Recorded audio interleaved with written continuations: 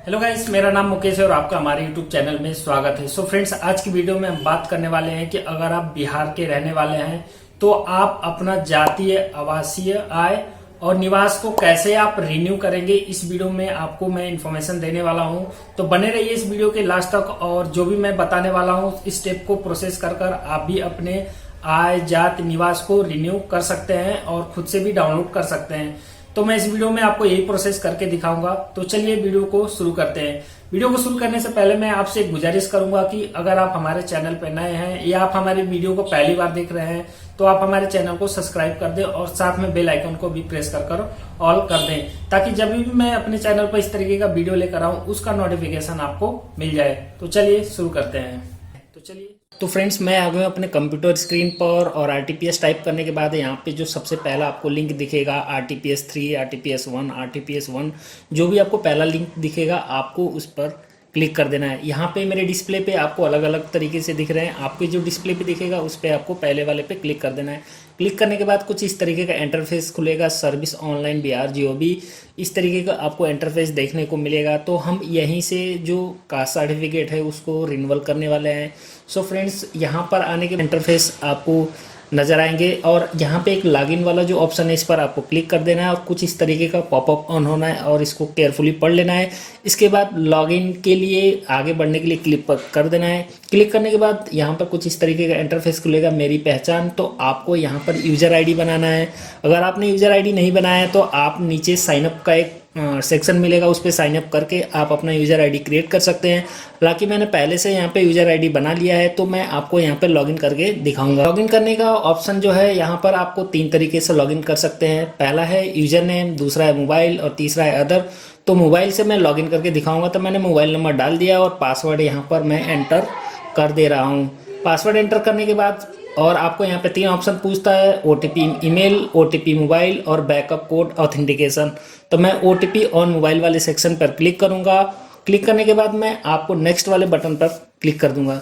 Click करने के बाद अब हमारे मोबाइल पर एक ओटीपी आएगा जो कि यहाँ पर ओटीपी नंबर को डालना है और नीचे जो एक सेक्शन बना हुआ है डोंट आस्क करके और साइन इन पे क्लिक कर देना है। साइन इन पर क्लिक करने के बाद कुछ इस तरीके का डैशबोर्ड खुल जाएगा सर्विस प्लस का। तो अब हम यहीं से अपने कास्ट सर्टिफिकेट को रिन्यू करने वाले हैं। तो सो फ्रेंड्स, यहाँ पर आप देख सकते हैं लैंग्वेज है और दिखा रहा है, तो इस वाले सेक्शन पे क्लिक करेंगे और साथ में मेन्यू जो है मेन्यू वाले ऑप्शन पर आएंगे, व्यू ऑल सर्विस पे क्लिक करेंगे और कुछ यहाँ पर आपको देखने को मिलेगा। यहाँ पे 53 प्लस सर्विसेज आपको यहाँ पर देखने को मिल जाएगा मेन्यू में। तो हम सर्च बार वाले में आएंगे और जो भी हमें कास्ट सर्टिफिकेट को रिन्यूअल करना है तो यहाँ पर हम इनकम वाले पे टाइप करेंगे। टाइप करने के बाद यहाँ पर हमें डीएम, आरओ, एसडीओ लेवल, तीनों लेवल के सर्टिफिकेट देखने को मिलेगा। तो हम आरओ लेवल के सर्टिफिकेट को रिन्यूअल करने वाले हैं। सो इस पर क्लिक कर देंगे। क्लिक करने के बाद अब हमारे सामने कुछ इस तरीके का इंटरफेस खुल जाएगा, फॉर्म 18। तो आपको फॉर्म 18 को इस तरीके से जैसे आप फ्रेश अप्लाई करते हैं वैसे ही रिन्यू करने का भी प्रोसेस सेम है। आपको सेम फ्रेश यहाँ पर फॉर्म को पूरा फिलअप करना है। तो आप यहाँ पर जो भी जेंडर होंगे जिनके लिए अप्लाई करना चाहते हैं उनका आप यहाँ से जेंडर को सिलेक्ट कर लीजिएगा। इसके बाद अभिवादन में जिनके लिए आप अप्लाई करना चाहते हैं उनका सिलेक्ट कर लीजिएगा। इसके बाद एप्लीकेंट का नाम डालना है। एप्लीकेंट का नाम डालने के बाद आप जैसे ही स्पेस दबाएंगे ऑटोमेटिक या साइड में आपका हिंदी में वो फिल कर लेगा। इसके बाद फादर नेम डाल देना है। फादर नेम डालने के बाद आपको यहाँ पे फिर मदर नेम डाल देना है। इसके बाद अगर वो शादीशुदा हैं तो हस्बैंड नेम डाल दीजिएगा, अगर नहीं है तो छोड़ दीजिएगा सेक्शन को। इसके बाद आवेदक का मोबाइल नंबर डालना है। मोबाइल नंबर डालना बहुत ज़रूरी है। इसके बाद ईमेल आईडी को डालना है क्योंकि ईमेल आईडी पर भी नोटिफिकेशंस आते हैं, उससे डाउनलोड करने के लिए राज्य डाल देना है। इसके बाद आपको अपना यहाँ पर जिला डाल देना है। इसके बाद अनुमंडल, इसके बाद प्रखंड या ब्लॉक डाल देना है। यहाँ पर डालने के बाद अब स्थानीय निकाय का प्रकार पूछ रहा है तो अब ग्राम पंचायत है, नगर निगम है, नगर परिषद से, नगर पंचायत से है। इन चारों में से आप जहाँ से भी हैं उसको आप सिलेक्ट कर लीजिएगा। सिलेक्ट करने के बाद अब आपको यहाँ पर वार्ड संख्या डालना है। वार्ड संख्या डालने के बाद अब आपको यहाँ से अपना ग्राम पंचायत को सिलेक्ट कर लेना और ग्राम मोहल्ला को लिख देना है। फिर डाकघर जो होगा आपको यहाँ पे अपना डाकघर को यहाँ पर लिख देना है। इसके बाद आपको यहाँ से अपना थाना सेलेक्ट कर लेना है, पिन कोड डाल देना है। इसके बाद यहाँ पर आपको फ़ोटो अपलोड करना है। फ़ोटो सिर्फ 20 KB का अपलोड करना है, उससे ज़्यादा आपका फ़ोटो यहाँ पर नहीं अपलोड हो पाएगा। तो इस बात का ध्यान रखिएगा।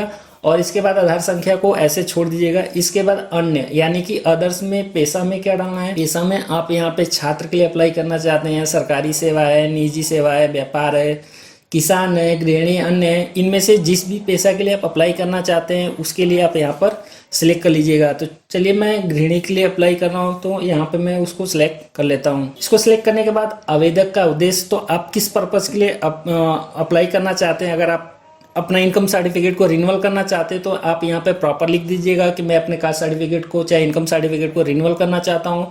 आपको यहाँ पे अपना उद्देश्य लिखना है। इसके बाद सरकारी सेवाओं का आय, तो आपको जो पिछला आपके पास इनकम सर्टिफिकेट है उसमें आप देख लीजिएगा कि आपने जो भी आपका पिछला इनकम था उस ओल्ड सर्टिफिकेट में जो डाला था उसको देखकर यहाँ पे अपना इनकम सर्टिफिकेट से देखकर इनकम आय को डाल देना है। अगर वो वाला नहीं डालना है, आप नया अगर डालना चाहते हैं इनकम आय, तो नया आप जो भी इनकम आय आपको डालना है यहाँ पर डाल सकते हैं। हालांकि मैं जो मेरा पिछला इनकम सर्टिफिकेट था उसके अकॉर्डिंग मैं यहाँ पर कुल अपना वार्षिक आय वगैरह डाल दे रहा हूँ। डालने के बाद अब आपको स्वयं घोषणा पत्र का कुछ इस तरीके का आपको सेल्फ डिक्लेरेशन का ऑप्शन मिल जाएगा देखने को। आप देख सकते हैं डिस्प्ले पे कि मैं पल्लवी, इस तरीके से आपको भी आपका अपना पढ़ने में मिल जाएगा। तो आप इस यहाँ पे प्रॉपर चेक कर लीजिएगा कि सब कुछ मैंने ठीक भरा है कि नहीं भरा। अगर कुछ भी गलती है तो उसको आप करेक्शन हाथ के हाथ कर लीजिएगा। इसके बाद आई एग्री वाले पे क्लिक कर देंगे और जो भी वर्ड वेरिफिकेशन है डालने के बाद प्रोसीड वाले बटन पर क्लिक कर देंगे। प्रोसीड वाले बटन पे जैसे क्लिक करेंगे कुछ इस तरीके का इंटरफेस देखने को मिल जाएगा। तो मैंने नाम को हाइड कर दिया है और यहाँ पर ड्राफ्ट रेफरेंस नंबर है, इसको आपको नोट डाउन कर लेना है क्योंकि इसी ड्राफ्ट नंबर से हम आगे के प्रोसेस को ट्रैक करेंगे कि हमारा बना है कि नहीं बना है। तो इस चीज़ को आप नोट डाउन कर लीजिएगा या फोटो मोबाइल से खींच लीजिएगा।